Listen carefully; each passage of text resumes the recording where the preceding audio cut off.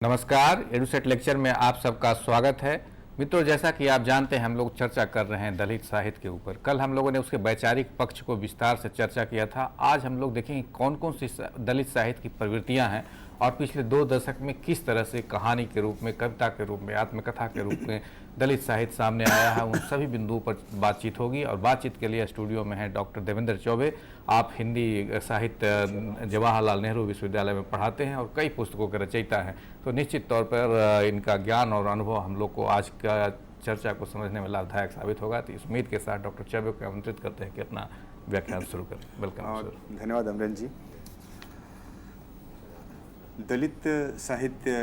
जैसा कि अमरन जी बता रहे थे कि पिछले 2 दशकों में एक बड़ा साहित्य है और हम लोग इस बात की चर्चा करते हैं कि हमारा जो पूरा हिंदी साहित्य का इतिहास है, उस पूरे इतिहास में दलित लेखन तो मध्यकाल से होते रहा है, लेकिन जिसे वास्तव में दलित साहित्य कहा जाता है, जिसको एक तरह से स्थापित माना जा रहा है, वह लगभग 1990 के बाद से हिंदी में दिखाई पड़ता है। और 90 के पीछे लोग कहते हैं कि मंडल कमीशन की भूमिका थी और मंडल कमीशन ने एक तरह से पूरे भारतीय समाज में जिस तरह से सामाजिक परिवर्तन और विकास की प्रक्रिया शुरू की, उसका काफ़ी गहरा असर पड़ा, जिसका नतीजा था कि एक लेखकों की ऐसी जमात हिंदी पट्टी में आई जिन्होंने एक तरह से अपने जीवन के अनुभव को, अपने विचारों को साहित्य का हिस्सा बनाने की कोशिश की। मुझे 2-3 चीज़ें इस पर बात की प्रक्रिया में लगता है कि हम किस तरह से इस दलित साहित्य को समझें। जैसे ये बार बार इस बात की चर्चा होती है कि पिछली बार भी हम इस बात पर विचार कर रहे थे कि दलित जो लेखन है उसके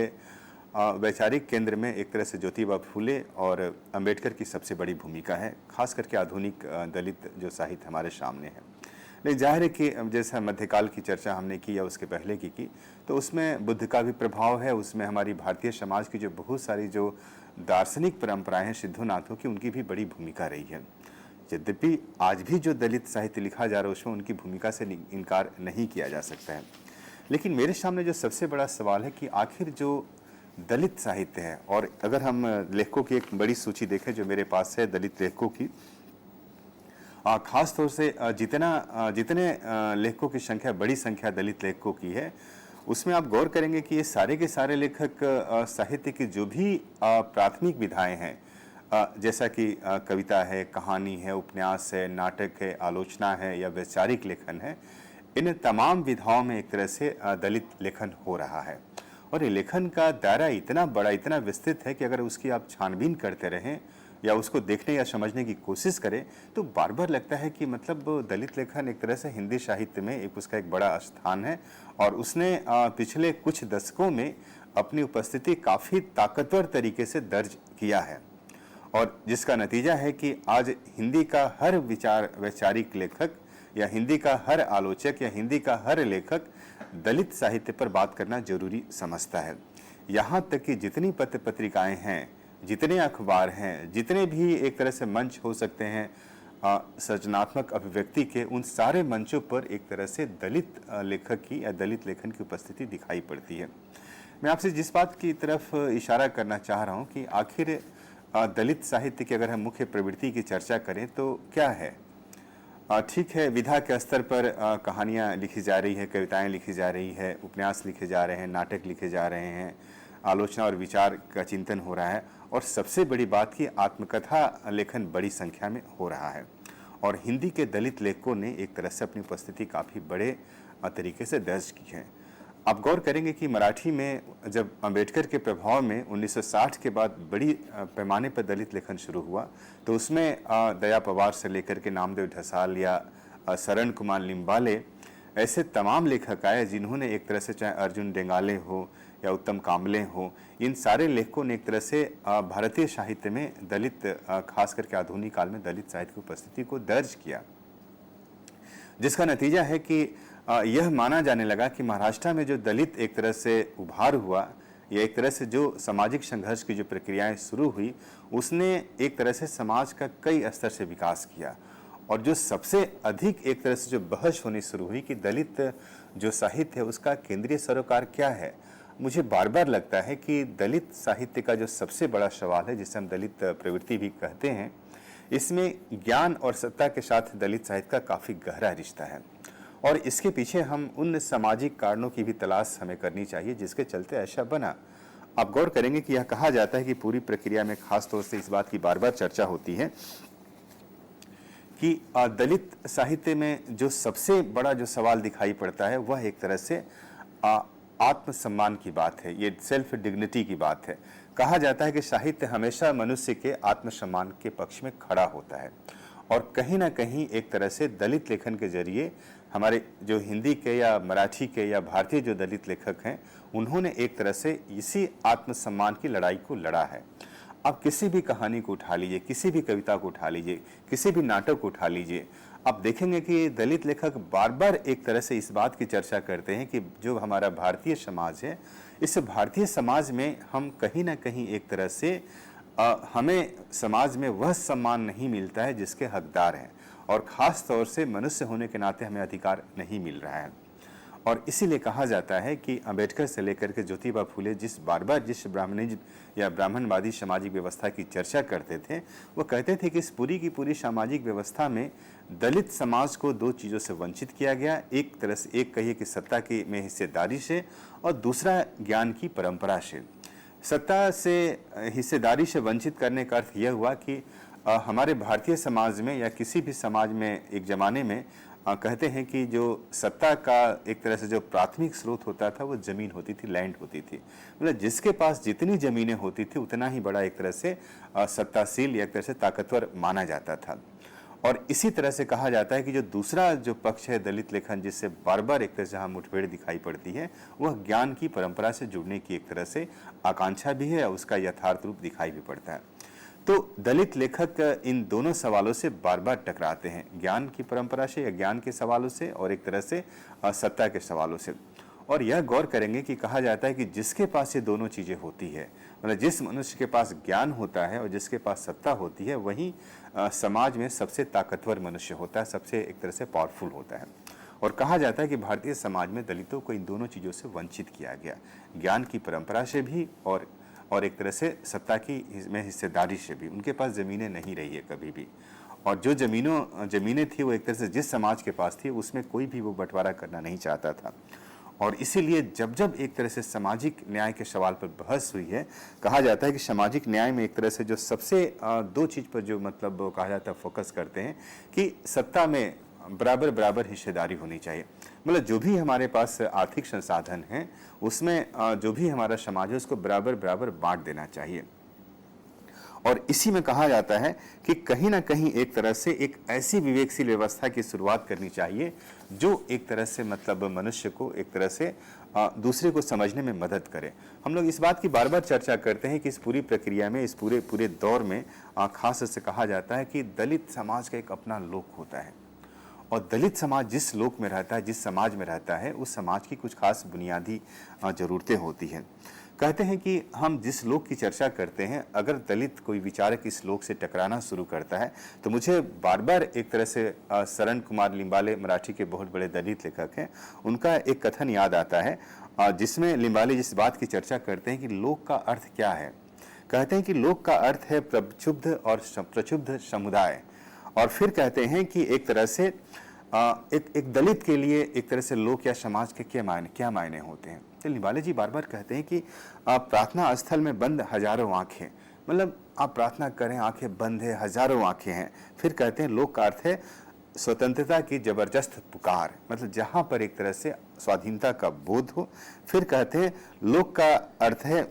कहते हैं महाकाय हिंसा, या फिर कहते हैं कि संवेदनशील भावना का प्रचंड विस्फोट, राष्ट्र का एक तरह से मन, संस्कृति का स्वभाव और सृजनशील ताकत। ऐसे बहुत सारे सवाल हैं जहां पर एक तरह से लोक का अर्थ दिखाई पड़ता है। और कहीं ना कहीं कहा जाता है कि जो जिस बात की चर्चा लिम्बाले जी कहते हैं सृजनशील ताकत, मतलब लोग जो होता है उसके अंदर इतनी ताकत होती है कि वो चाहे तो कोई कभी भी कोई नई चीज़ बना दे या किसी चीज़ का विध्वंस कर दे। और कहते हैं कि उसके अंदर लोक के अंदर आकाश जैसी ताकत होती है, धरती जैसा एक तरह से आत्मबल होता है। और ये सारी चीज़ें मिला करके कहा जाता है कि लोक का निर्माण करती है। और इस लोक के निर्माण में जो सबसे बड़ी चेतना दिखाई पड़ती है, हम इस बात की बार बार चर्चा करते हैं कि दलित साहित्य की क्या यही लोक दलित साहित्य की ताकत है।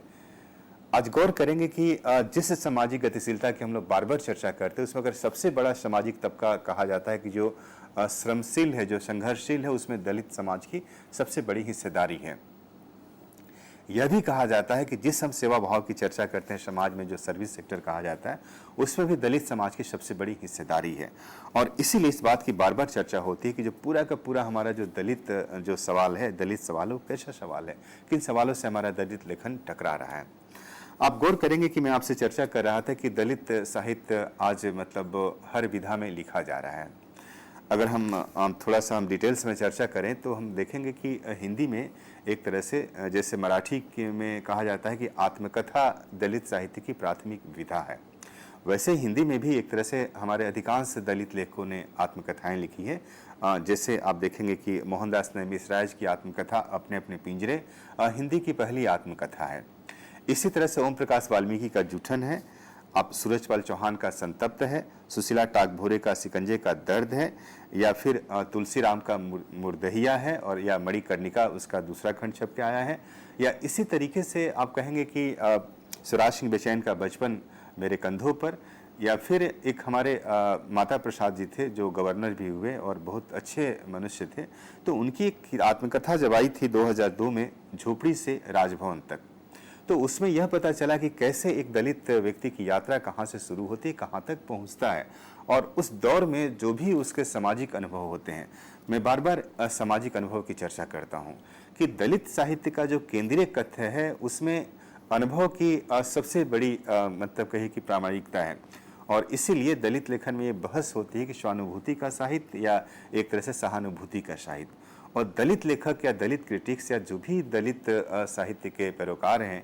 वे बार बार इस बात की चर्चा करते हैं कि जो वास्तविक दलित साहित्य है वो स्वानुभूति का है। मतलब हमारा जो अनुभव है उसको हम जब व्यक्त करते हैं तो वही हमारा साहित्य होता है। कहा जाता है कि आप दूसरे समाज के बारे में जो नहीं जानते हैं तब उसके बारे में लिखते हैं, तो उसमें और आपका अनुभव कितना भी गहरा हो,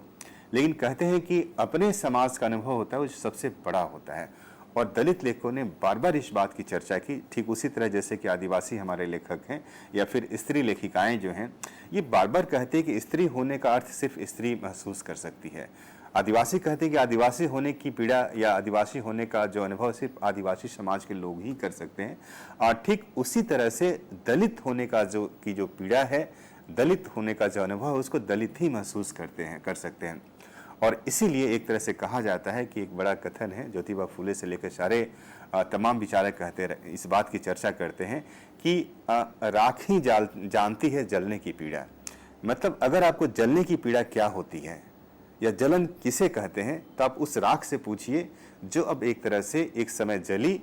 और फिर अब एक तरह से राख के ढेर में तब्दील हो गई है, तो वह बता सकते हैं कि लकड़ी जो राख में तब्दील होती है। तो दलित साहित्य जो पूरा है उसी कहिए कि लकड़ी का राख में तब्दील होना है। मतलब कैसे एक तरह से यह अनुभव की जो यात्रा है कैसे एक बड़ी यात्रा में तब्दील होती है। हम लोग बार बार कहते हैं कि साहित्य का जो केंद्रीय भाव होता है वो संवेदना होती है, और किस तरीके से मनुष्य अपनी संवेदनाओं का विस्तार करता है, उसका एक तरह से उत्स करता है, वो दलित साहित्य में बार बार दिखाई पड़ता है। और इसीलिए कहा जाता है कि दलित समाज का जो पूरा अनुभव रहा है वो बिल्कुल विचित्र तरह का रहा है, बिल्कुल अलग तरह का रहा है। वो अनुभव बिल्कुल मतलब दूसरे सामाजिक अनुभव से बिल्कुल परे है। ठीक उसी तरह से अगर आप दलित कवियों की कविताओं को पढ़ेंगे, पुराने दलित कवियों ने भी उस पीड़ा का बयान किया, चाहे रैदास हों चाहे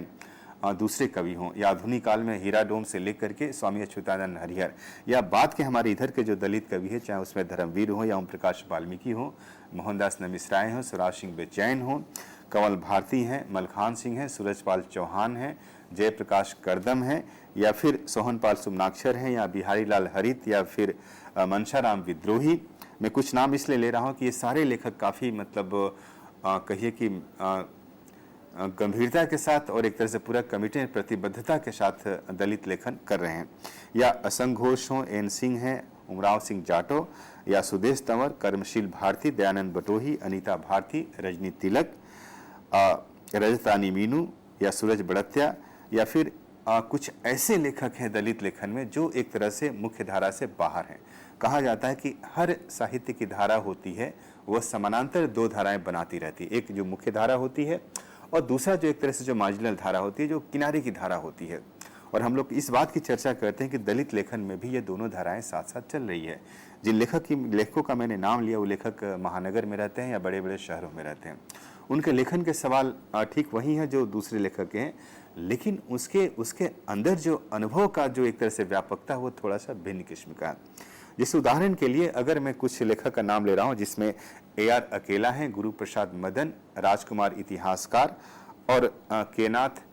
या ऐसे जो लेखक हैं, ये लेखक गांव में रहते हैं। AR अकेला अलीगढ़ के पास एक गांव में रहते हैं, केनाथ कानपुर के पास के एक गांव में रहते हैं, गुरु प्रसाद मदन इलाहाबाद में रहते हैं लेकिन उनका गांव एक तरह से जुहा बगल में, इलाहाबाद के बगल में गांव है। या राजकुमार इतिहासकार जो हैं लखनऊ के पास एक गांव में रहते हैं। आप थोड़ा सा नाम पर विचार करिए, AR अकेला, गुरु प्रसाद मदन या के नाथ, या फिर इसी तरह से राजकुमार इतिहासकार शब्द पर थोड़ा गौर करिए। आप गौर करेंगे कि गांव में बहुत सारे ऐसे लोग होते हैं जो एक तरह से कहिए कि मतलब बार बार मतलब उनके, अगर आप उनके ज्ञान की चर्चा करेंगे तो कहते हैं कि मतलब प्रसिद्ध जो समाजशास्त्री थे या कहे कि मार्क्सवादी इतिहासकार थे अंतोनियो ग्रामशी, तो ग्रामशी बार बार इस बात की चर्चा करते हैं कि समाज के हर लोग बुद्धिजीवी होते हैं। मतलब दुनिया में जितने मनुष्य हैं सबके सब मतलब एक तरह से सबके पास बुद्धि होती है, और उसकी बुद्धि चाहे शहर का आदमी हो या गांव का आदमी हो, उसकी बुद्धि कम नहीं होती है। कहा जाता है कि जो बुद्धि का व्यापार करते हैं वो बुद्धिजीवी हो जाते हैं। तो गांव का भी जो आम मनुष्य है उसके अंदर भी वह इतिहास का बोध है, वह आर्थिक उसके अंदर चेतना है, या फिर इसी प्रकार उसके अंदर ही समाज की पूरी चेतना है। तो ग्रामशी जिस बात की चर्चा करते थे, तो अगर आप राजकुमार इतिहासकार को देखेंगे जो गाँव में रहते हैं और एक तरह से वह अपनी कम्युनिटी जो दलित समाज है, तो दलित समाज के इतिहास पर कभी 10 पेज का किताब लिख देते हैं, कभी 15 पेज का, कभी 100 पेज का, कभी 200 पेज का। वो लगातार सतत एक तरह से अपने समाज का, एक तरह से दलित समाज का इतिहास लिख रहे हैं। और उन्होंने इतना लिखा है कि उनके इलाके के लोग उनको इतिहासकार के रूप में ही जानते हैं। उनका नाम राजकुमार पाशी है, लेकिन उनको लोग इतिहासकार के रूप में अधिक जानते हैं। तो यह जो धारा है दलित साहित्यकारों की, एक दूसरी धारा है जो अब मुख्य धारा के समानांतर काम कर रही है। ये लोग गांव में रहते हैं, गांव में रह करके काम करते हैं। तो मैं आपसे इस बात की चर्चा कर रहा था कि दलित लेखन का जो पूरा विस्तार है ये दो तरह से है। मैं थोड़ा शुरू में पहली धारा पर विचार करूंगा। जिससे मैंने आत्मकथा की चर्चा की, चाहे ओम प्रकाश वाल्मीकि हो या तुलसीराम हो या फिर सुशीला टाक भोरे हो, ये सारे, या इसी तरह से जो हमारे जो मतलब कथाकार हैं उनमें ओम प्रकाश वाल्मीकि हों, या हिंदी में कहते हैं कि पहली जो आत्मकथा है पहला जो उपन्यास है रामजी लाल सहाय का बंधन मुक्त 1954 में छपा था। लेकिन जिसे ठीक ठाक दलित उपन्यास कहते हैं वो जयप्रकाश करदम का है, छप्पर करके है, जो 1994 में छप करके आया था। और ऐसे बहुत सारे लेखक हैं जो लगातार कथा साहित्य लिख रहे हैं, चाहे मोहनदास मिश्राएँ हों, जयप्रकाश करदम हो, या सुशीला टाक भोरे हों, या SR हरनौट हो, या केनाथ हो, हेमलता महेश्वर हैं, शत्रुघ्न कुमार हैं, अजय नामवरिया हैं, रजत रानी मीनू हैं, या प्रहलाद चंद्र दास हैं, सत्यप्रकाश जी हैं, या फिर कौशल्या वैशंत्री हैं। ये सारे लेखक एक तरह से इन्होंने दलित कथा साहित्य को काफ़ी ताकत प्रदान किया। ये बहुत अच्छे कथाकार हैं, बहुत अच्छे उपन्यासकार हैं। मुझे बार बार लगता है कि दलित लेखन में एक तरह से चिंतन की जो धारा है वो बिल्कुल भिन्न किस्म की रही है। और उसमें जैसे धर्मवीर ने हिंदी की आत्मकथा जैसी किताबें लिखी, या कबीर के आलोचक जैसी किताबें लिखी, या इसी प्रकार ओम प्रकाश वाल्मीकि ने भी दलित साहित्य के सौंदर्य शास्त्र पर विचार किया। या एक अलग तरह के लेखक है जिनका नाम है HL दुसाध, ये डाइवर्सिटी को लेकर के विचार करते हैं, बातचीत करते हैं। या फिर जैसा मैंने राजकुमार इतिहासकार की चर्चा की, फिर उसी तरह से सूर्य नारायण रणशुभे रहते हैं महाराष्ट्र में, लेकिन हिंदी के बहुत अच्छे दलित आलोचक हैं। या इसी तरह से TB कट्टीमन्नी हैं, कमल भारती हैं, या गुरु प्रसाद मदन, तेज सिंह, वाहरू सोनवड़े, ये लोग एक तरह से दलित में आलोचना और विचारधारा को लेकर के काम कर रहे हैं। और नाटककारों में जैसा मैंने कहा मोहनदास मिश्राए भी हैं, सुशीला टाक भोरे हैं, लेकिन स्वामी अच्युतानंद हरिहर ने एक तरह से अपने ज़माने में अलग से नाटक लिखे, और उनका जो नाटक था संबुक मुनि बलिदान, उसकी काफ़ी चर्चा हुई। और वह नाटक इतना मतलब कहिए कि मतलब इस तरह से मतलब उसकी चर्चा हुई, उसका मंचन हुआ, जिसके बारे में कहा जाता है कि वह पहला ऐसा नाटक था दलित लेखकों द्वारा लिखा गया, स्वामी अच्युतानंद का नाटक, जिसमें एक तरह से एक दलित के आत्मसम्मान की चर्चा बार बार दिखाई पड़ती है। तो अब बार बार जो बात मुझे बार बार कहती है दलित लेखन के केंद्र में कि यह आत्मसम्मान का भाव एक बड़ा सवाल है, जिसको लेकर के दलित लेखक विचार करते हैं, दलित लेखक काम करते हैं। आप गौर करेंगे कि कहा जाता है कि हर साहित्य की तरह कविता भी किसी भी मतलब साहित्य की प्राथमिक विधा होती है। आप गौर करेंगे कि दलित कविता का जो पूरा इतिहास है उसमें बहुत सारे लेखक हैं जो दलित कविताएं लिख रहे हैं, लेकिन जिस मूल सवाल की मैं आपसे चर्चा करना चाहता हूं, आप गौर करेंगे कि आखिर वे सवाल क्या है। मैंने शुरू में जिस बात की चर्चा की कि दलित साहित्य के केंद्र में एक तरह से ज्ञान और सत्ता की बात आपको दिखाई पड़ेगी, और ज्ञान सत्ता का जो पूरा मसला है इस दलित लेखन में वह बिल्कुल अलग तरह से आया है, और उसको देखेंगे बार बार तो आपको बार बार लगेगा कि ये पूरा का पूरा समाज एक अपनी अलग प्रकार की हिस्सेदारी की मांग करता है। अब जैसे मैं एक तरह से ओम प्रकाश वाल्मीकि की एक कविता आईना की चर्चा करना चाहूँगा। इस आईना कविता में ओम प्रकाश वाल्मीकि इस बात की चर्चा करते हैं कि वे पसंद नहीं करते जाति पर बात करना, वे पसंद नहीं करते जाति पर बात करना, क्योंकि वे नहीं है पाशी, चमार, भंगी, महार, इसलिए कड़ी मशक्कत और तूतू मैमै के बाद जुटाया है मैंने एक आईना, जिसमें उभरता है बिंब जो उन्हें लगता है विभत्स, प्रतिरोध से भरा हुआ। फिर आगे आखिरी पंक्ति में लिखते हैं कि लहूलुहान है स्मृतियां, लहूलुहान है स्मृतियां, अम्बेडकर की आदमकद मूर्ति के नीचे बैठा मोची चीखता है ऊंची आवाज में। किस बहुत सारे ऐसे शब्द हैं जिसकी हम चर्चा नहीं कर सकते हैं कि किसने इस जाति व्यवस्था को बनाया है। तो दलित कविता में ऐसे सवाल आ रहे हैं जिसमें बार बार एक तरह से हमारी जो सामाजिक व्यवस्था है उस पर सवाल उठाया जा रहा है। यह सामाजिक व्यवस्था का जो सारा मसला है, आप देखेंगे कि ये बार बार दलित साहित्य के केंद्र में दिखाई पड़ेगा, और लोग मानते हैं कि हमारी जो एक तरह से मतलब हमारे ऊपर जो अत्याचार हुआ भारतीय समाज में, जो हमारा शोषण हुआ, उसके केंद्र में कहीं ना कहीं यह एक तरह से मतलब यह सामाजिक असमानता या सामाजिक अत्याचार ही है। जैसे एक और कवि हैं मलखान सिंह। मलखान सिंह बार बार इस बात की चर्चा करते हैं कि एक तरह से मतलब वो आखिर किसने हमें हाशिए पर डाला। तो उनकी एक कविता बहुत चर्चित रही है, सुनो ब्राह्मण, और जिसमें उस ब्राह्मण या ब्राह्मणवाद पर बार बार सवाल उठाते हैं और कहते हैं कि क्या हमारी दुर्गति का कारण यह ब्राह्मणवादी व्यवस्था ही है। और इसीलिए मलखान सिंह के बारे में कहा जाता है कि उन्होंने बिल्कुल एक तरह से कहा कि मतलब सीधे सीधी भारतीय सामाजिक व्यवस्था के उस स्थान पर चोट किया जिसे एक ज़माने में गुलेरी जी का एक बहुत चर्चित निबंध है। वो लिखते हैं कि मारिश मोहिक उठाओ, मतलब ऐसी जगह चोट करो जो लगे कि समाज तिलमिला जाए। तो मलखान सिंह उस सुना ब्राह्मण कविता के जरिए उसी ब्राह्मण व्यवस्था पर चोट करते हैं जो एक तरह से भारतीय समाज में दलित समाज के एक तरह से दुर्गति के कारण है। उसके उनके एक तरह से कही कि मतलब जो भी उनकी बुरी हालत है उसके लिए जिम्मेदार हैं। आप गौर करेंगे कि जिस प्रसंग में हम लोग इस बात की चर्चा बार बार करते हैं कि दलित साहित्य का जो पूरा मसला है और जिस तरीके से दलित साहित्य इस विचार की प्रक्रिया में आगे बढ़ता है, वह कई बार कुछ सवाल खड़ा करता है, सवाल मांगता है कि हम कैसे उसको देखने की कोशिश करें, कैसे उसको महसूस करें। जैसे एक चीज़ मुझे बार बार लगता है दलित लेखन के प्रसंग में कि जिस सत्ता या जिस हिस्सेदारी की बात होती है, जैसे हिंदी की दो कहानी की मैं चर्चा करूंगा। एक कहानी ओम प्रकाश वाल्मीकि की सलाम है और दूसरी 2500 का 150 है। ये दोनों कहानी को आप पढ़ें तो सलाम कहानी में ओम प्रकाश वाल्मीकि ने इस बात का उल्लेख किया है कि भारतीय समाज में बहुत सारी ऐसी परंपराएं हैं जो एक तरह से दलित समाज के आत्मसम्मान के सवाल को उठाता है और उसको दिखाने की कोशिश करता है। और इसीलिए एक तरह से कहा जाता है कि इस पूरी प्रक्रिया में जिस तरीके से या जिस गहराई के साथ जो बहस होती है कि आखिर ऐसी परंपराएं हमने क्यों बना रखी है। और इस कहानी का जो नायक है वो नायक इस बात की चर्चा करता है कि जब विवाह के बाद जब उसको कहा जाता है कि सलामी के लिए उसको जाना पड़ेगा, गांव-गांव में घर घर घूमना पड़ेगा, तो वो कहता है कि मैं सलामी लेने नहीं जाऊंगा गांव में।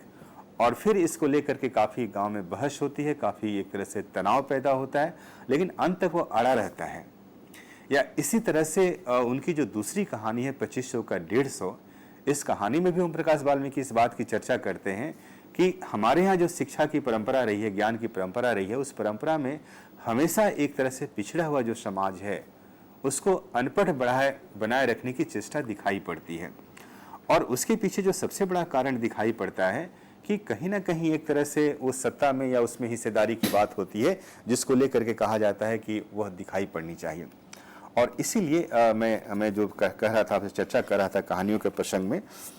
कि कहीं ना कहीं इस पूरी प्रक्रिया में ये बार बार एक तरह से ये सवाल उठता है। इसी तरीके से आप देखेंगे कि जो दलित समाज, दलित कहानियाँ जिस चीज़ पर सबसे अधिक चोट करती है, जैसे मैंने कहा सलाम कहानी में कहीं ना कहीं एक तरह से भारतीय समाज की जो सामंती परंपरा है उस पर चोट करने की कोशिश की गई है, या 2500 का 150 में जो ज्ञान की परंपरा है उसको उठाने की कोशिश की गई है, उस पर सवाल उठाने की कोशिश की गई है। इसी तरीके से एक जयप्रकाश कर्दम की कहानी है नो बार। अब नो बार कहानी में आप देखेंगे कि यह इस बात की चर्चा है कि हमारा समाज काफ़ी विकसित हो गया है, लोग पढ़ लिख गए हैं, और किसी के पास अब कोई मतलब अब वैसा मतलब समाज में पुराने विचार नहीं रहे। लेकिन जब उस कहानी को पढ़ेंगे जिसमें एक बार बार चर्चा होती है कि एक गैर दलित परिवार की लड़की है और एक दलित परिवार का लड़का है, दोनों में प्रेम होता है, तो उसके पिता बार बार कहते हैं कि जाति का सवाल मेरे लिए कोई बात नहीं है और लड़की कहीं भी विवाह कर सकती है। लेकिन जब उस लड़की का विवाह एक तरह से मतलब कहती है कि वो जिस लड़के से प्यार करती है वो लड़का दलित है, तब उसके पिता की जो पंक्ति जिसको एक तरह से मतलब जब एक तरह से जब अपने पिता को बताती है, तब उसको पता चलता है कि वो कहते हैं कि नो बार का मतलब कि कोई बार नहीं है, मतलब कहीं भी लड़की शादी कर सकती है। लेकिन जब वो बताती है कि एक दलित से प्यार करती है, तब एक तरह से मतलब वो पिता कहते हैं कि नहीं, मैंने ये नहीं कहा था कि नो बार का मतलब है कि तुम कहीं भी विवाह नहीं कर सकती हो, कहीं भी कर सकते हो, लेकिन किसी दलित से या किसी मतलब अनटचेबल मतलब अछूत समाज के लड़के से विवाह आप नहीं कर सकती हैं। और तब एक तरह से कहिए कि मतलब नो बार कहानी के जरिए जयप्रकाश कर्दम यह सवाल उठाते हैं कि इतनी प्रगतिशीलता के बावजूद भी हमारा समाज जहाँ से चला था, समाज एक तरह से वहीं ठहरा हुआ है, समाज उसे आगे नहीं बढ़ा है। इसका मतलब है कि कहीं ना कहीं एक तरह से भारतीय समाज में एक तरह से कहा जाता है कि जो चीज़ें जहाँ जहाँ चली थी वहाँ वैसे वैसे पड़ी हुई है। और इसीलिए कहा जाता है कि कहीं ना कहीं मतलब हम उस व्यवस्था को आज भी एक तरह से बनाए हुए हैं, और उस व्यवस्था को पता नहीं इसलिए बनाए हुए हैं कि कहीं ना कहीं मतलब हमें लगता है कि मतलब उस व्यवस्था को क्या चलाए रखना बहुत ज़रूरी है। और इसीलिए जब एक तरह से दलित कहानीकार जब बहस करते हैं, जब विचार करते हैं, तो बार बार उनकी कहानियों में एक तरह से कहा जाता है कि मतलब ज्ञान के शिक्षण संस्थान जो हैं, या जो सत्ता के जो भागीदारी वाले जो सवाल हैं, या इसी तरीके से जो मतलब कहिए कि जो जाति का सवाल है, बार बार बड़ा सवाल बन करके आता है। यहाँ तक कि कहा जाता है कि आरक्षण आज भी दलित कहानी का एक तरह से मुख्य विषय है, और उस आरक्षण को लेकर के दलित कहानीकार एक तरह से लगातार कहानियां लिख रहे हैं। और कहा जाता है कि कई बार हम लोग इस बात की चर्चा करते हैं कि दलित कहानियां जिस सवाल को उठाती है, जैसे एक स्वराज सिंह बेचैन की कहानी है अस्थियों के अक्षर। इस कहानी में बेचैन जी बार बार दिखाते हैं कि आखिर मतलब हमारा जो पूरा जो दलित समाज है एक तरह से वो कहते हैं कि बार बार मतलब हम जिस समस्या से सबसे अधिक त्रस्त हैं वह समस्या भूख है।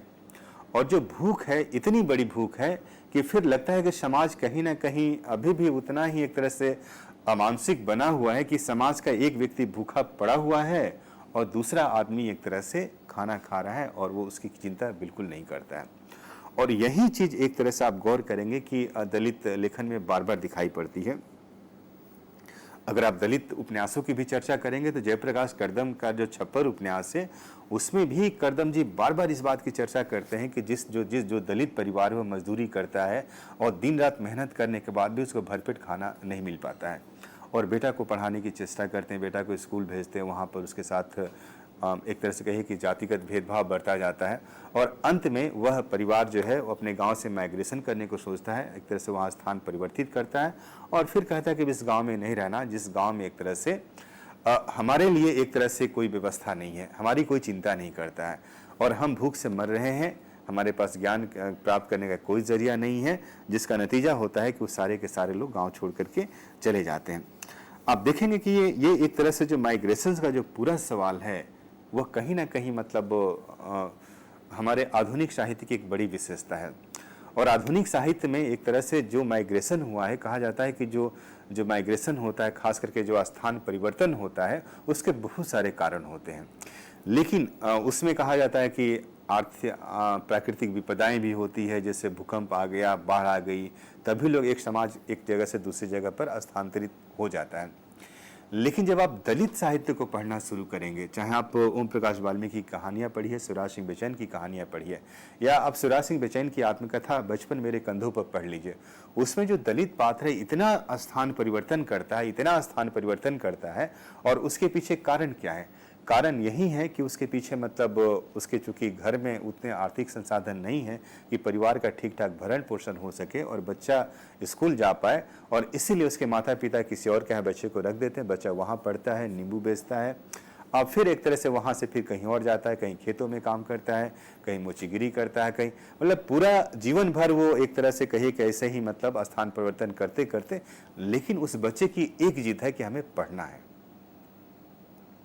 और पढ़ने की यही जो जिद है, एक तरह से कहा जाता है कि जिसको अंबेडकर बार बार कहते हैं कि शिक्षित बनो और साक्षर बनो, तो बार बार कहते हैं कि शिक्षित बनो, साक्षर बनो, जिस मूल मंत्र को लेकर के दलित समाज, दलित लेखकों ने एक तरह से पूरा एक तरह से रिक्रिएट किया पूरे दलित समाज के सवाल को, और उसके जरिए एक तरह से कहा जाता है कि मतलब ये चीज़ें दिखाई पड़ी। आप गौर करेंगे कि जिन आत्मकथाओं की मैं चर्चा कर रहा था दलित साहित्य की, तो वो आत्मकथाएं कहीं ना कहीं मतलब इस बात की बार बार चर्चा करती हैं कि आखिर आत्मकथाओं के जरिए कहा जाता है कि हर आत्मकथा के केंद्र में एक व्यक्ति होता है, उस व्यक्ति का एक समाज होता है और उस समाज का एक इतिहास होता है। तो ये तीन जो चीज़ें हैं, व्यक्ति, आत्मकथा, व्यक्ति, समाज और उस समाज का इतिहास, ये तीनों चीज़ें मिला करके जिस बात की तरफ संकेत करती है वो इस बात की चर्चा करती है कि अगर हम दलित आत्मकथाओं को ध्यान से देखें तो ये आत्मकथाएं सिर्फ एक तरह से एक व्यक्ति की आत्मकथा नहीं है। कहा जाता है कि विभा बच्चन की आत्मकथा जो है वो एक तरह से उनकी आत्मकथा है, और उसके बहाने मतलब आप एक तरह से उस समय के पूरा जो ब्रिटिश कालीन भारत है उसकी उपस्थिति को देख सकते हैं, जो पहला उनका हिस्सा है, और वह उस हिस्से की काफ़ी तारीफ भी होती है हिंदी साहित्य में। लेकिन जो दलित आत्मकथाएं हैं, आप मोहनदास नमिचाय के अपने अपने पिंजरे पढ़ लीजिए,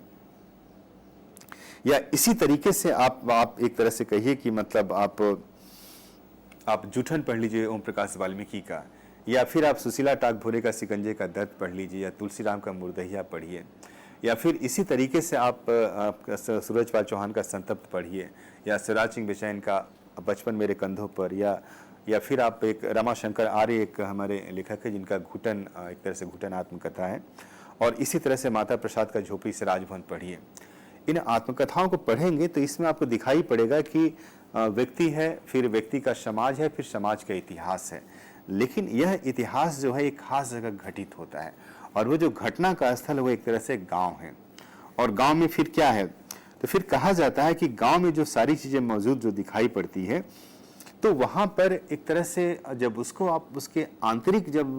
संरचनाओं में जाएंगे तो आप देखेंगे कि दलित लेखकों ने जिस बारीकी के साथ एक तरह से गांव का की पूरी संरचना का बयान किया है, तो उसको पढ़ करके आश्चर्य होता है, और पढ़कर कई बार ये लगता है कि कितना अच्छा एक तरह से आर्किटेक्ट उन्होंने गढ़ा है गांव को लेकर के। मतलब हर गांव में जितने घर हैं, हर घर की बारीकी उसमें दर्ज होती है कि जोहड़ के किनारे पर चूल्हे के मकान थे जिनके पीछे गांव भर की औरतें या इकट्ठे होते थे, या फिर जैसे मोहनदास नमिचाय का अपने अपने पिंजरे की कुछ पंक्तियां हैं कि हमारी बस्ती भी शहर की अन्य बस्तियों की तरह थी, बस्ती का नाम चमार गेट था, फिर चमार दरवाजा हुआ, जिसे लोग चमार दरवाजा ही अधिक बोलते थे। बस्ती के सिरे पर एक बड़ा गेट था, पहले हमारी बस्ती शहर के भीतर एक कोने पर थी, शाम होते होते दरवाजा बंद कर दिए जाते, इसी कारण बस्ती का नाम गेट पड़ा। बस्ती में शिक्षा का प्रसार हुआ तो उसे जाटो गेट कहा जाने लगा। वैसे नगर पालिका के रजिस्टर में इसे बाद में करमल्ली नाम से ही जाना गया, चुनाव की पर्चियां पर भी वही नाम छपता था। कुछ लोग इसे चमारों का मोहल्ला भी कहकर पुकारते थे। आज भी रिक्शे तांगे वाले सवारी लेने के लिए जोर जोर से उस दलित इंडिकेट करते हैं कि उसके नाम से पुकारते हैं। यह मोहनदास नमिचाय की आत्मकथा अपने अपने पिंजरे का अंश में आपके सामने रख रहा था। और फिर इसके बाद मतलब ऐसे ही जब एक दूसरी जो आत्मकथाकार हैं जिनका नाम है कौशल्या वैसंत्री जब लिखती हैं एक तरह से अपनी किताब दोहरा अभिशाप में, तो दोहरा अभिशाप में एक तरह से वो भी इस बात की चर्चा करती हैं, बस्ती की चर्चा करती हैं, बस्ती में नल के पानी की चर्चा करती है और कहती है कि बस्ती काफ़ी बड़ी थी, वहाँ एक ही नल था और नल पर पानी लेने के लिए काफ़ी झगड़े होते थे। तो जो आपसे मैं जिस बात की चर्चा करना चाह रहा हूँ कि जब दलित आत्मकथाओं को हम लोग पढ़ते हैं तो उसमें एक साथ कई सारी चीज़ें दिखाई पड़ती हैं और जो सबसे बड़ी दिखाई पड़ती है कि जो गांव जो होता है सिर्फ गांव नहीं होता है, गांव की पूरी सामाजिक संरचना होती है। फिर दूसरा उस गांव का पूरा आर्थिक इतिहास होता है कि गांव में एक तरह से क्या उसके आर्थिक संसाधन उस गांव के लोगों के हैं और उसमें जो पूरे गांव में जो एक तरह से आर्थिक जो संसाधन है उसमें दलित समाज की हिस्सेदारी कैसी है, उसमें उनकी कहाँ उपस्थिति है। और तब देखने पर पता चलता है कि उसमें उनकी हिस्सेदारी बिल्कुल नहीं है। कौशल्या वैशंतरी का दोहरा अभिशाप को जब आप बार बार पढ़ेंगे तो आप देखेंगे कि इसमें एक तरह से वो कहती है कि नल पर पानी के लिए काफ़ी झगड़े होते थे। इसका मतलब पूरी बस्ती में सिर्फ एक ही नल होता था जहाँ पर पूरी बस्ती पानी के लिए आती थी। यह पानी का जो मसला है, हम लोग कहते हैं कि दलित साहित्य का एक बड़ा सवाल है कि पानी पर एक अधिकार किसका होगा, पानी किसको कैसे मिलेगा। आप गौर करेंगे कि अम्बेडकर ने जो पहली लड़ाई शुरू की थी 1927 में, जो महात का आंदोलन था, उस महात के आंदोलन में भी अम्बेडकर ने पानी के सवाल पर ही एक तरह से उस संघर्ष को जारी किया था और कहा था कि जिस चौदार तालाब से कहा था कि हम पानी लेकर के जाएंगे, पानी लेंगे वहाँ से। और इसी पानी लेने के सवाल पर एक तरह से बड़ा आंदोलन हुआ और कहते हैं कि अम्बेडकर बार बार इस बात की चर्चा करते थे कि ऐसा नहीं कि हम चौदार तालाब से पानी नहीं लेंगे तो हम भूखे प्यासे मर जाएंगे, बल्कि वो कहते थे कि हमारे आत्मसम्मान का सवाल है कि एक दलित उस तालाब से पानी क्यों नहीं ले सकता है, क्यों उसको रोका जाता है। और यही संघर्ष जो था एक तरह से धीरे धीरे एक बड़े संघर्ष में तब्दील होता है। और आप देखेंगे कि पानी का सवाल अगर आप थोड़ा और पहले जाएंगे तो जो हमारे हीरा डोम हैं, हिंदी के जो दलित कवि हैं जिन्होंने भोजपुरी में अछूत की शिकायत कविता लिखी थी, तो उस कविता को भी आप पढ़ेंगे तो हीरा डोम बार बार इस बात की चर्चा करते हैं, हीरा डोम इस बात का उल्लेख करते हैं कि वहाँ पर भी एक तरह से पानी का सवाल सबसे बड़ा सवाल दिखाई पड़ता है और उसी पानी के लिए एक तरह से कहते हैं कि पूरा संघर्ष होता है। जैसे हीरा डोम इस बात की चर्चा इसमें करते हैं कि हमारे गांव में एक ही कुआं है और उस कुआं से जो पानी है उसमें पानी लेने का हमें अधिकार नहीं मिलता है। और फिर कहते हैं कि जब हम वहाँ पानी लेने के लिए जाते हैं कुएं पर तो फिर जो वहाँ के जो जमींदार हैं, जो सामंत हैं, हमारी पिटाई करते हैं और इतनी पिटाई करते हैं कि हम बोल नहीं पाते हैं। और फिर एक तरह से हीरा डोम के बारे में कहा जाता है कि हीरा डोम फिर एक तरह से वह सवाल उठाते हैं या इस बात की चर्चा करते हैं कि आखिर हमारी मुक्ति कैसे संभव है। और फिर कहते हैं कि आखिर संभव नहीं है मुक्ति तो फिर हम क्या करेंगे, तो फिर कहते हैं कि हमारे पास कोई उपाय नहीं है। फिर हीरा डोम एक तरह से अपना शिकायती भरा एक तरह से कविता की शैली में पत्र जो है एक तरह से सरस्वती के संपादक महावीर प्रसाद द्विवेदी को भेजते हैं और फिर महावीर प्रसाद द्विवेदी उस कविता का एक तरह से प्रकाशन सरस्वती पत्रिका में 1914 में सितंबर में करते हैं। और वहाँ पर एक तरह से हीरा डोम एक तरह से जिस बात को लेकर के बहस होती है दलित साहित्य में कि वहीं पानी के सवाल पर एक तरह से उस सवाल को उठाते और कहते हैं कि आखिर हमें पानी नहीं मिलेगा तो फिर हमारा काम कैसे चलेगा। और फिर कहते हैं कि मतलब उस पानी के सवाल पर कि पानी नहीं मिलेगा, मतलब आप देखेंगे कि दलित साहित्य के जो बुनियादी जो सरोकार हैं कि इस समाज के लोग को पानी नहीं मिला, इस समाज के लोग को अन्न नहीं मिला, ये भूखे रहे, इनको पानी नहीं मिला, तो एक तरह से कहा जाता है कि ये प्राथमिक एक तरह से सवाल थे जिनको हमारे दलित लेखन की पहली पीढ़ी ने काफ़ी गंभीरता के साथ उठाया और उस पर बहस की और उसको लेकर के बहस की। तो इसीलिए इस बात की मैं चर्चा कर रहा था कि जो शुरुआती जो हमारे सवाल हैं दलित लेखन के, उसमें जाति का सवाल या वर्ण और जाति का सवाल, भूख का सवाल, पानी का सवाल या ज्ञान में एक तरह से हिस्सेदारी का सवाल, ये सारे सवाल एक तरह से बड़े सवाल थे जिनको एक तरह से दिखाई पड़ता है। और फिर जो सवाल इसको लेकर के बार बार कहते हैं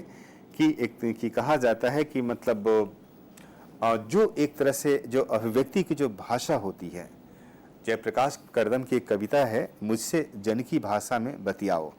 तो उससे कहते हैं कि मेरे दोस्त मेरे लिए उस भाषा में शुभकामनाएं मत करो, मेरे दोस्त मेरे लिए उस भाषा में शुभकामनाएं मत करो जो भाषा कभी मेरी नहीं रही, कभी नहीं रही, जिसके लिए रहा मैं सदैव अत्यंत अस्पृश्य, मुझे नफरत है उस भाषा के संस्कारों से, उसके शास्त्रीय सरोकारों से, उसके शास्त्रीय, इसलिए मेरे दोस्त उस भाषा में अभिनंदन कर मेरे आसपास मत करो, मेरा अपमान मत करो, मुझे उस भाषा में संबोधित कर मत बुलाओ, मैं देव नहीं जन हूँ, मुझसे जन की भाषा में बतियाओ। तो कहीं ना कहीं ये जिस भाषा की बात करते हैं वो भाषा एक तरह से मतलब उसी आम आदमी की भाषा थी, आम समाज की भाषा थी, जिसको लेकर के चल रहे थे, जिसको लेकर के विचार करते हैं। अब देखेंगे कि कुछ बातें और मैं आपके सामने रखना चाह रहा हूँ कि यह जो सवाल है जो दलित लेखक हमारे उठाते रहे पूरी परंपरा में, ये सवाल काफ़ी बड़े सवाल हैं और इन सवालों से टकराना एक तरह से कहा जाता है कि मतलब एक बड़ा सवाल है। इन सवालों से टकराना एक तरह से अपने समय के सवालों से टकराना भी है। आप गौर करेंगे कि आखिर ऐसा क्यों होता है, क्यों मतलब दलित लेखक अपनी आत्मकथाओं में, अपनी कहानियों, उपन्यासों में इसको उठाने की कोशिश करते हैं। मुझे बार बार लगता है, इस बात की चर्चा हम लोग जब करते हैं तो मुझे बार बार लगता है, जिसकी चर्चा बार बार अम्बेडकर भी कहते थे, कि अम्बेडकर भी बार बार इस बात की चर्चा करते थे कि जो जाति प्रथा है, जैसे ये सवाल बार बार होता है कि बहुत सारे क्रिटिक्स जो हैं मनुस्मृति के, जो पक्ष में भी बात करते हैं, विपक्ष में भी बात करते हैं, तो लोग कहते हैं कि मनुस्मृति में जो है एक तरह से जो भी वर्ण और जाति की बातें कही गई है वह एक तरह से श्रम का विभाजन को लेकर के, कि कौन आदमी क्या श्रम करेगा। जो पढ़ाने का श्रम करेगा उसको ब्राह्मण कहा जाएगा, जो लड़ने का काम करेगा उसको क्षत्रिय कहा जाएगा, जो एक तरह से पशुपालन या एक तरह से धनोपार्जन का काम करेगा वो वैश्य कहलाएगा, जो एक तरह से दास का काम करेगा, खेतों में काम करेगा, उसको शूद्र या दलित कहा जाएगा। लेकिन अम्बेडकर जब इस पर बहस करते हैं तो कहा जाता है कि अम्बेडकर के भाषण और लेखन का जो 5वां खंड है उसमें पेज नंबर 376 पर अम्बेडकर लिखते हैं कि जाति प्रथा केवल श्रमिकों का विभाजन नहीं है, यह वंशगत है, जिसमें श्रमिकों का वर्गीकरण एक के ऊपर दूसरी सीढ़ी नुमा है। इसमें जिसका जन्म जिस तल जाति में होता है वह उसी तल में मरता है। अम्बेडकर बार बार कहते हैं कि ये सवाल उठाते हैं कि अगर यह श्रम का विभाजन है तो फिर आज आधुनिक काल में आकर के, अगर अम्बेडकर खुद अपने बारे में भी कहते हैं कि जब वो जहाँ जाते थे, जब वहाँ से निकलते थे तो उसकी सफाई की जाती थी, उसकी पवित्रता की जाती थी और उसको लेकर के बहस होती थी।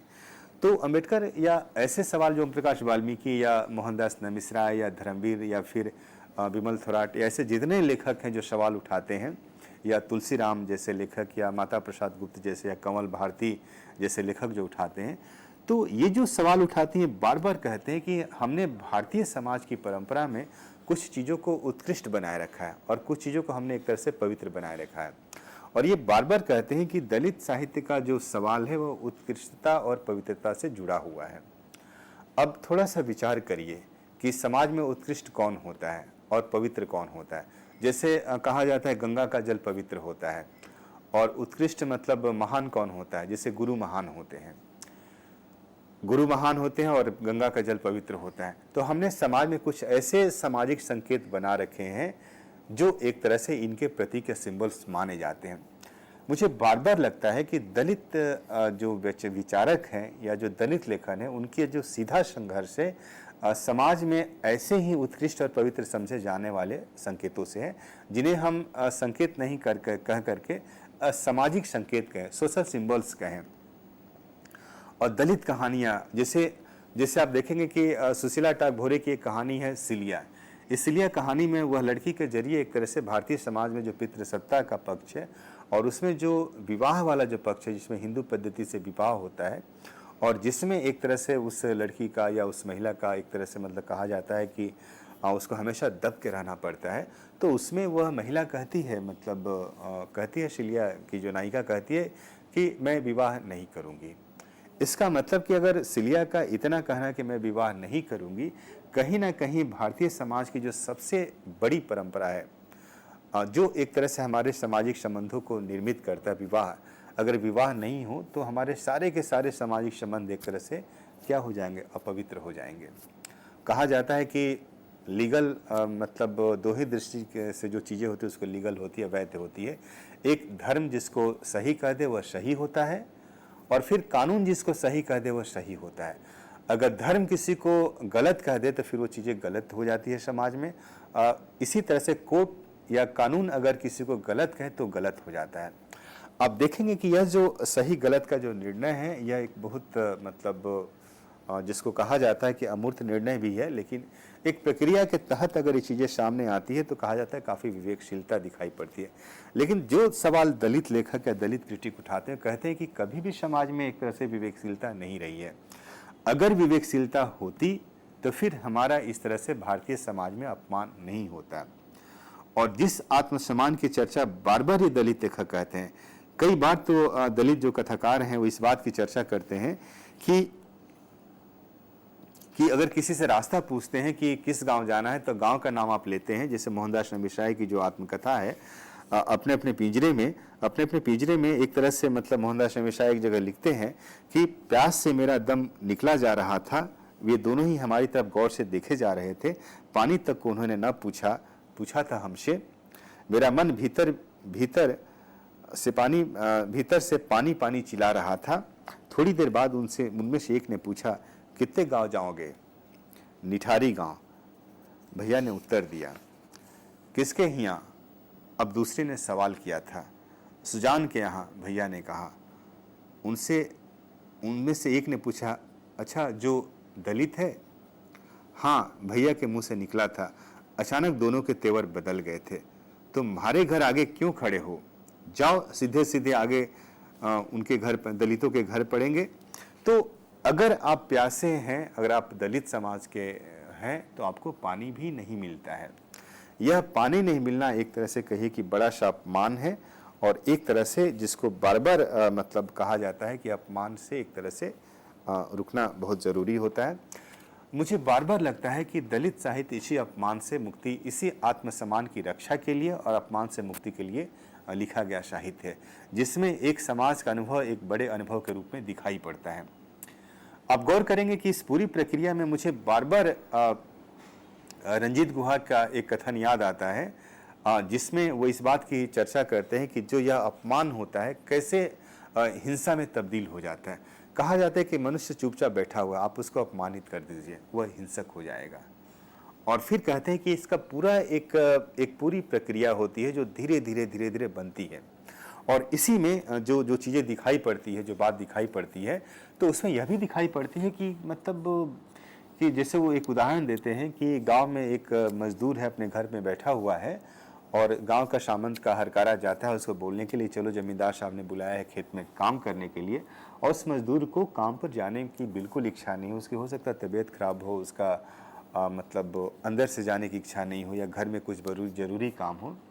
और वो मना करता है कि मैं काम पर नहीं जा पाऊँगा। तब उसे जो जमींदार का हरकारा होता है और हड़काता है और उसको धमकी देता है, और अंततः उसे अपना सारा काम छोड़ करके जाना पड़ता है। यहाँ तक कि वो इस बात की भी चर्चा करते हैं रंजीत गुहा कि अगर कोई मजदूर या दलित परिवार का आदमी अगर खाट पर बैठा हो और गांव का अगर सोकल जमींदार या मालिक अगर आता है वहाँ पर, तो उसे उनके सम्मान में उठना पड़ता है। कहते हैं कि जो मजदूर या जो दलित समाज का व्यक्ति जब उस मालिक के सम्मान में उठकर खड़ा होता है तो मालिक को तो सम्मान मिल जाता है, लेकिन जो वह मजदूर है जो दलित है उसका तो अपमान होता है। और कहते हैं यही अपमान एक तरह से सामाजिक अपमान है। यही सामाजिक अपमान अगर बार बार होता है,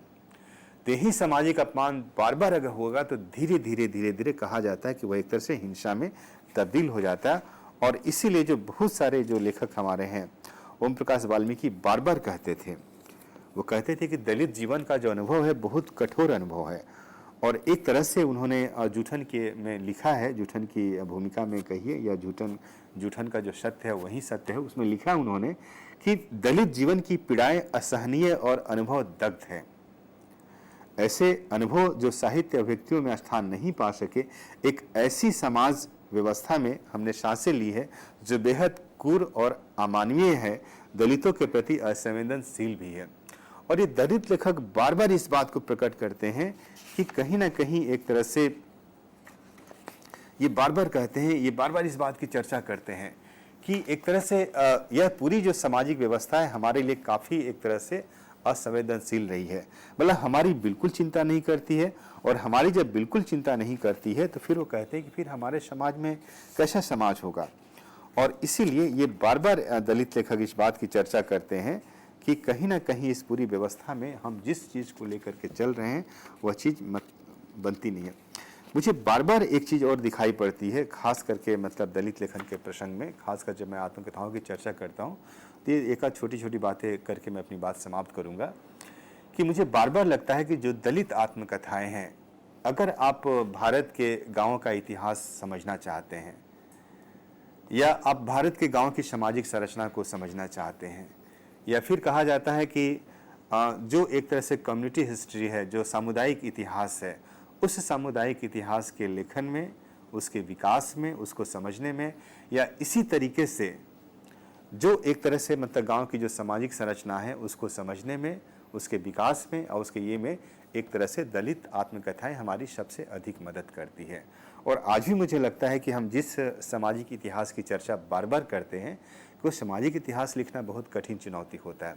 लेकिन जो दलित उपन्यास हैं, जो दलित कहानियाँ हैं, या जो दलित कविताएँ हैं, या जो एक तरह से आत्मकथा लिखी जा रही है, दलित द्वारा लिखा जा रहा है, या जैसे शंभुक वध नाटक की हमने चर्चा की, तो ये सारी जो आत्मकथाएँ या जो लेखन है, इसमें कहीं ना कहीं एक समाज का पूरा इतिहास दिखाई पड़ता है। एक समाज का दूसरे समाज के साथ जो संबंध है उसको समझने के लिए दलित आत्मकथाएं हमारी काफ़ी मदद करती है, या दलित साहित्य हमारी काफ़ी मदद करता है। और फिर पुनः मैं इस बात की चर्चा करके अपनी बात समाप्त करूंगा कि अगर हम एक सामुदायिक इतिहास लिखना चाहते हैं या भारत के गाँव के इतिहास को लिखना चाहते हैं, या जानना चाहते हैं, समझना भी चाहते हैं, तो दलित आत्मकथाएं हमारी सबसे अधिक मदद करती है। और कहा जाता है कि यह साहित्य का वही नया अनुभव है, नया पक्ष है, जिसने हिंदी साहित्य को पिछले 20 सालों में और अधिक ताकतवर बनाया है। मुझे बार बार लगता है अगर हिंदी साहित्य में यह दलित साहित्य नहीं आता, या स्त्री साहित्य नहीं आता, या आदिवासी साहित्य नहीं आता, जिसे कई लोग अस्मिताओं का साहित्य कह कर के भी मतलब समाप्त करते हैं, तो हो सकता है हमारा साहित्य इतना जीवंत नहीं होता। तो कहीं ना कहीं दलित साहित्य ने हमारे साहित्य में ताकतवर, हमारे साहित्य को ताकतवर बनाया है, उसे एक लंबी एक तरह से मतलब कहिए कि इतिहास, आगे भविष्य का इतिहास होता है, बनाने में मदद की है। तो मित्रों, 2 दिनों में हम लोगों ने दलित साहित्य का वैचारिक पृष्ठभूमि,